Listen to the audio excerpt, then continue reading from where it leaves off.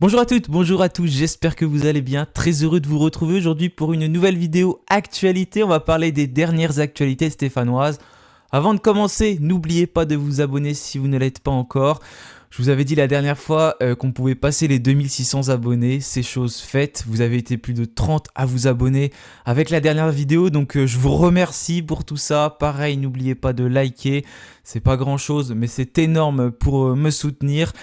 Donc on avance petit à petit et franchement c'est vraiment top. Toujours un plaisir de parler de l'AS Saint-Etienne et surtout quand les choses se passent bien comme là aujourd'hui parce qu'il y avait un match amical. Les Verts ont rencontré Grenoble et se sont imposés sur le score de 3-0. On va revenir sur ce match, on va pas pouvoir vraiment le détailler bien sûr parce que déjà il n'était pas retransmis et il n'y a pas eu de véritable compte rendu. On peut pas forcément dire grand chose, mais néanmoins il y a quand même le groupe qui est sorti sur le site officiel de l'AS Saint-Etienne avec 26 joueurs convoqués. On va pouvoir y revenir, voir si Olivier Dalloglio a fait quelques petits choix. Et ensuite on déroulera en parlant du mercato, déjà 2 arrivées pour Saint-Etienne avec Cardona et Masson. Et puis peut-être des départs envisagés aussi. En tout cas Loïc Perrin était présent en conférence de presse vendredi pour présenter Irving Cardona. Il a évoqué notamment le fait qu'il y avait eu des discussions avec certains joueurs. On va parler de qui pourraient être ces joueurs parce que plusieurs noms étaient sortis avant le mercato, mais est-ce qu'une porte de sortie va être trouvée rapidement? On va en parler dans quelques instants. Donc tout simplement, c'est parti pour cette nouvelle vidéo actualité.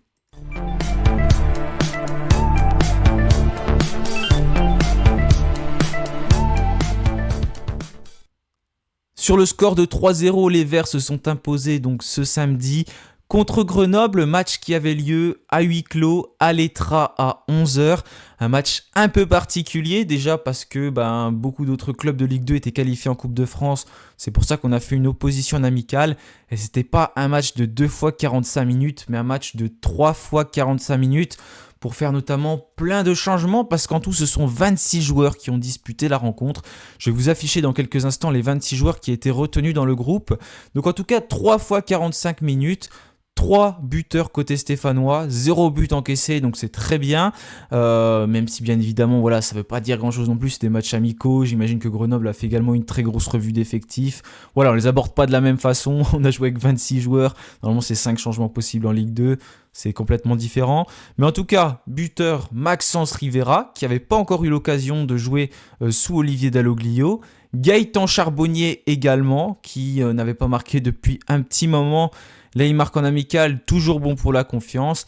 Et également un jeune joueur, Darling Blady, latéral stéphanois qui a marqué sur ce match. Donc 3-0 pour les Verts. 26 joueurs convoqués. Je vais vous afficher tout de suite le groupe pour vous rendre un peu plus compte de qui était là. Je ne vais pas tous vous les lire, vous pouvez les voir affichés. Néanmoins, on peut voir quelques joueurs qui étaient là, d'autres qui n'étaient pas présents. Au niveau des joueurs qui étaient bien là, on les a annoncés sur le départ depuis le début du mercato. Ils n'ont pas forcément marqué de points lors des 2 premiers matchs d'Olivier Dalloglio sur le banc. Thomas Monconduit qui était bien présent. Michael Nadé. Victor Lobry également qui a joué. Voilà, en tout cas ces joueurs-là ont pu s'exprimer, je ne sais pas combien de minutes, mais ils ont pris part à la rencontre. On a des joueurs qui n'étaient pas présents, en tout cas qui sont sur le chemin du retour. On les voit notamment sur les photos d'entraînement. Mahmoud Benteg, il n'était pas convoqué, comme vous pouvez le lire également sur le diaporama juste là. Ibrahima Ouadji, on l'annonce sur le retour. Olivier Dalloglio a dit qu'il avait fait une très belle séance d'ailleurs cette fin de semaine et qu'il devrait donc revenir bientôt. Bonne nouvelle pour Saint-Etienne. J'imagine pas contre Laval parce que notre prochaine rencontre c'est contre Laval ce samedi à 15h à Geoffroy Guichard, mais il n'était pas présent. Mais on avait bien par contre Anthony Briançon. Je vais vous laisser le petit visuel si vous voulez le lire. Anthony Briançon qui était bien présent pour cette rencontre. Il avait été touché à l'aine lors du match contre Bastia. Il avait été justement remplacé par Michael Nadé. Il était bien présent. Il a disputé, je ne sais pas combien de minutes encore une fois, mais il a disputé en tout cas une partie de la rencontre pour Anthony Briançon qui ne pourra pas jouer d'ailleurs contre Laval. Il est suspendu.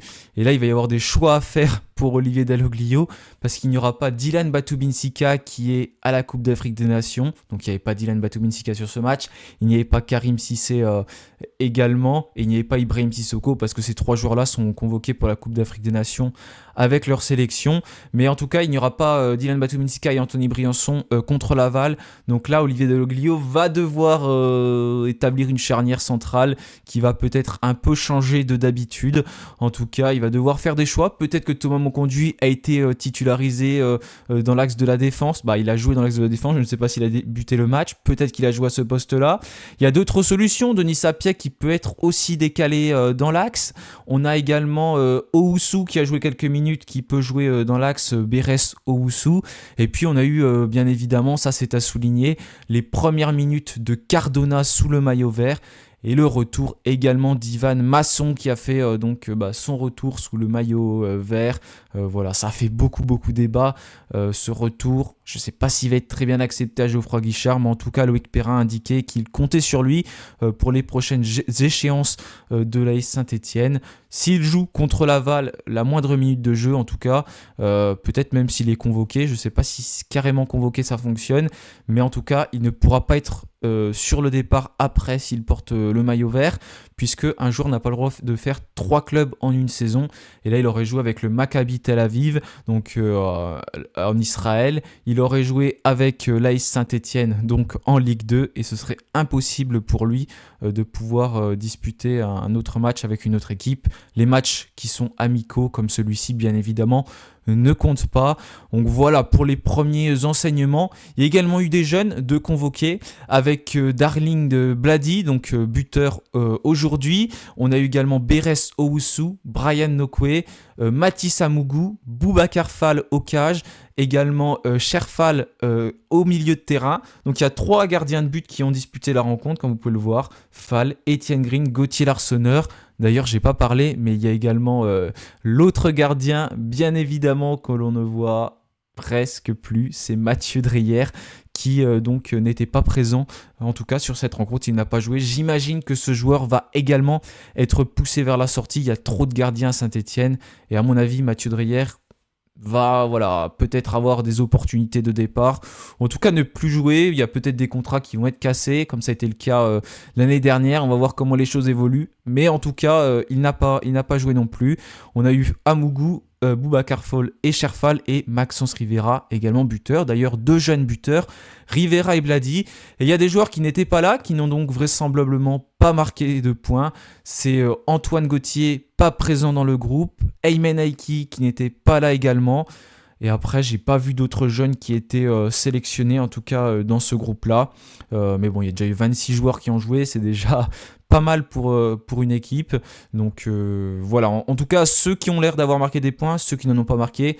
Encore une fois, on a gagné 3-0, mais je peux pas vous dire comment on a joué parce que, bien sûr, il n'y a pas eu de vidéo, il n'y a rien eu. Il y aura peut-être les buts en vidéo, au moins. Ce serait bien qu'on puisse voir quelques petites choses. Début de Cardona, début de Masson, ça c'est à souligner également. Et il va falloir, comme je vous l'ai dit, essayer de faire sans Batoumensika et sans Briançon contre Laval le 13 janvier qui ne seront pas là. Donc on peut se pencher sur cette actualité du mercato. Je vais parler de Michael Nadé. On va déjà parler des probables départs côté stéphanois. Il n'y a pas énormément d'informations qui sont arrivées ces derniers jours. Par contre, ces dernières semaines, on nous a dit par exemple que Thomas Monconduit était indésirable, que Victor Lobry également devait se trouver une porte de sortie. C'était également le cas de Michael Nadé. Voilà, c'est des joueurs qui étaient potentiellement sur le départ, mais pour l'instant, ça ne semble pas être le cas. On n'a pas vraiment vu d'offres du côté de Saint-Etienne. Il y a un club de D2 turc qui s'intéresse par contre à Michael Nadé, c'est Göztepe, club qui est descendu la même année que Saint-Etienne, donc de la première division turque à la deuxième division, et qui est bien placé, 3e actuellement, espérant monter. Michael Nadé intéresserait ce club, mais j'imagine pas Nadé partir directement là, parce que, comme je vous l'ai dit, on n'a personne contre Laval, donc ce sera peut-être potentiellement après un départ. Mais si on ne se renforce pas en défense centrale, j'imagine mal un départ d'un joueur, à moins qu'Owusu arrive à prendre sa place. Mais en tout cas, il est évoqué sur le départ comme indésirable. C'était déjà un peu le cas lors du mercato estival. Il a joué quelques minutes avec l'absence de Batoumensika. Il a quand même fait le travail. Il a plutôt fait des prestations convenables. Rien de transcendant bien sûr, mais ça a été convenable ce qu'il a fait. Ça a été un peu plus compliqué contre Bastia où il a provoqué un penalty d'ailleurs qui était quand même sévère, mais son entrée a été compliquée dans l'ensemble. Donc voilà, pour un probable départ, et puis mon conduit, l'Aubry, pareil, annoncé sur le départ potentiel qu'ils doivent se trouver une porte de sortie. On sait qu'il y a une grosse concurrence au milieu de terrain, d'autant plus si des jeunes comme Amougou, comme Fall peuvent prétendre à une place dans le groupe, comme on l'a vu là.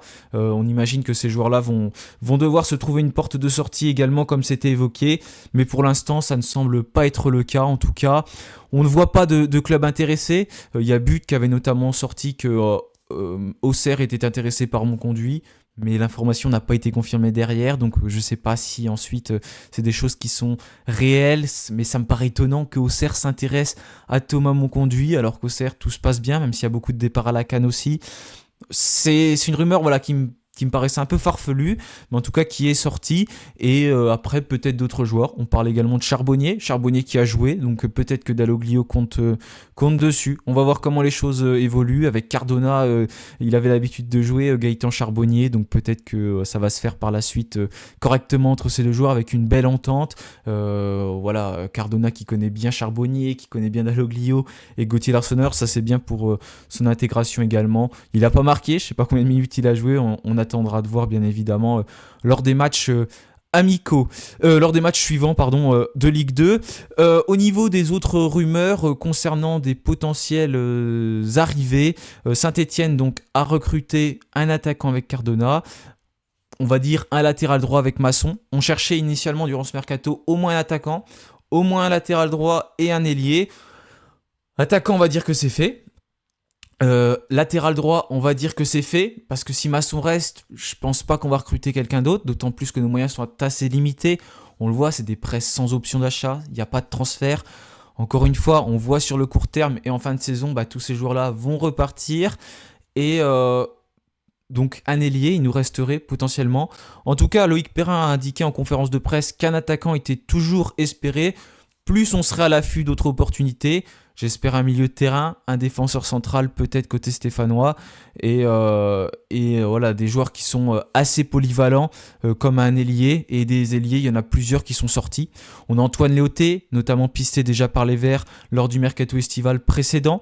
Quand on a levé l'option d'achat de Mathieu Cafaro, on aurait pu prendre Léoté. On a préféré lever l'option d'achat de Cafaro. Je crois même qu'on aurait pu faire les deux, parce qu'on était d'ailleurs sur Léoté toujours au mercato estival.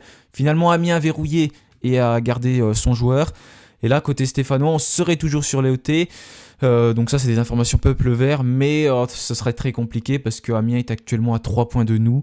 Et voilà, j'imagine qu'ils ne vont pas libérer un joueur à 3 points, sachant qu'ils sont à 3 points de nous. On a un concurrent potentiel pour un barrage d'accession en Ligue 1. Donc ça m'étonnerait qu'Amiens libère Léoté. En tout cas, c'est une piste. Également le Lillois, Virginius, mais sauf que Virginius, ça va être compliqué parce que Lille allait déjà refuser une offre de 4,5 millions d'euros et le club du Nord serait plus disposé à vendre son joueur en Angleterre, parce que c'est là que l'entourage du joueur serait le plus intéressé par rapport à la France. On ne pourra jamais s'aligner sur une offre comme 4,5 millions d'euros, bien évidemment. Donc ça semble compliqué pour ce joueur déjà pisté également l'année dernière.